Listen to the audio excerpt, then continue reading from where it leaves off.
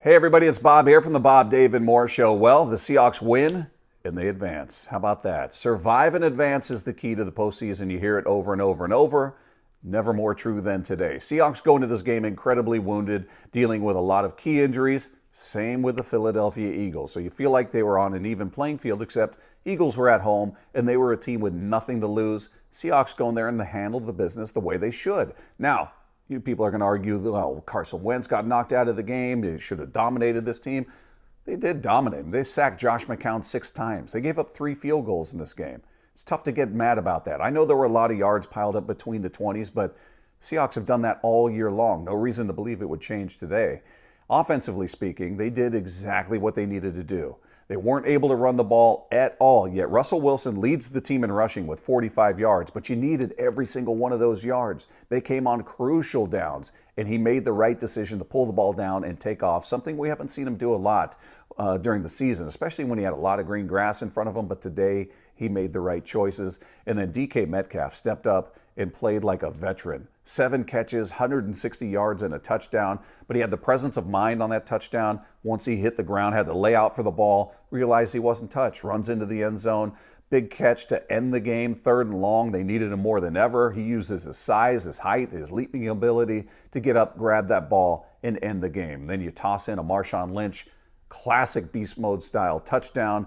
Seahawks offense did what they needed to. You want a nice, comfortable win. That's just not who they are. It's not who they've been all season long. And I expect that this team will step up to the level of their competition next week. It's what they do. They play down to the Cardinals level. They play up to the 49ers level. They play down to the Eagles level. I think they're going to play up to the Packers level when we see them next week in Green Bay. Okay, so the first 30 seconds are going to be a Seahawks recap, and the last 40 minutes are going to be talking about Netflix's The Circle. Okay, here we go. 2 really good things to note. It was a resurgence of the pass rush for Seattle. They had 7 sacks on the day. Last time they had more than 2 was, coincidentally, Week 12 versus Philadelphia, when they also won 17-9. Second was a record-breaking day for Seahawks rookie wide receiver DK Metcalf. 160 yards, a touchdown, including a 36-yard reception to ice the game in the 4th quarter. Well, I mean, obviously. Seahawks only finished the day with about 64, 65 rushing yards. If it were the regular season, it would have been their lowest all year. Obviously, they were short some starting offensive linemen, had a pretty depleted running back group, and were facing the number 3 run defense in the NFL. They could fare better against the Packers.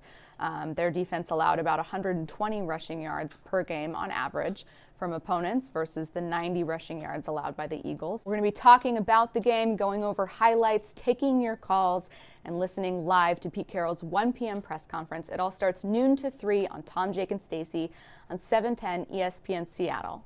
Oh, hey. Hey, I'm Look, making Stacy my video. copied me in what she's wearing today.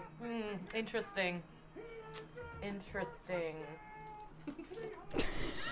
The game, their win against the Eagles today for Tom, Jake, and Stacy. What time is... Oh, my God. Hey, you guys. The Seahawks are officially in the divisional round of the playoffs. You guys are doing great. You're doing great.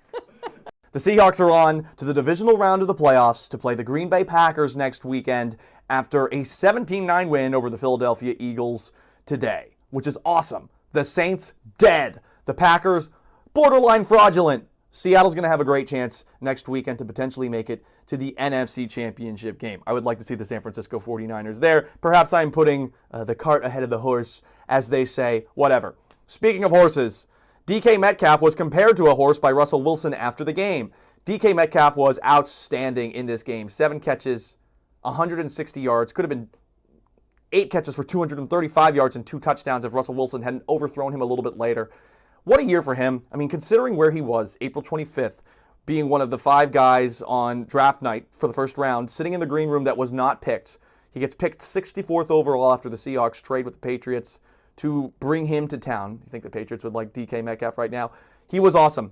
He has been arguably the best rookie wide receiver in the NFL this year, and he deserves a lot of credit for his performance today. The other big story coming out of this game was the hit that Jadeveon Clowney put on Carson Wentz. A lot of people want to know whether or not that hit by Jadeveon Clowney on Carson Wentz was a dirty play. Some people turn to John Perry, others to Mike Carey. I turn to someone that's a lot more useful, my cat Aria. Aria, was that a dirty play? I might be a little biased. I don't think the Clowney hit was dirty. I think that it was an unintentionally dangerous play. Clowney saw Carson Wentz going forward. He threw his body into him. He led with his shoulder. His helmet hit Carson Wentz's helmet. He's a guy that likes to punish quarterbacks. We've seen it in the past. He likes to punish anybody. And don't all defensive players like that? I mean, we used to celebrate that. Remember Deacon Jones, NFL Hall of Famer? He said that his biggest regret in his career was that he did not kill more quarterbacks. I understand why some people think it was dirty, but if you're a defender, your job is to take people down. And Carson was still moving forward. Clowney tried to stop him from moving forward. It was violent. Guess what? It's a violent sport. That's at least how I look at it. Please, Philadelphia Eagle fans, don't threaten to murder me. I am just a man with a cute little kitty cat.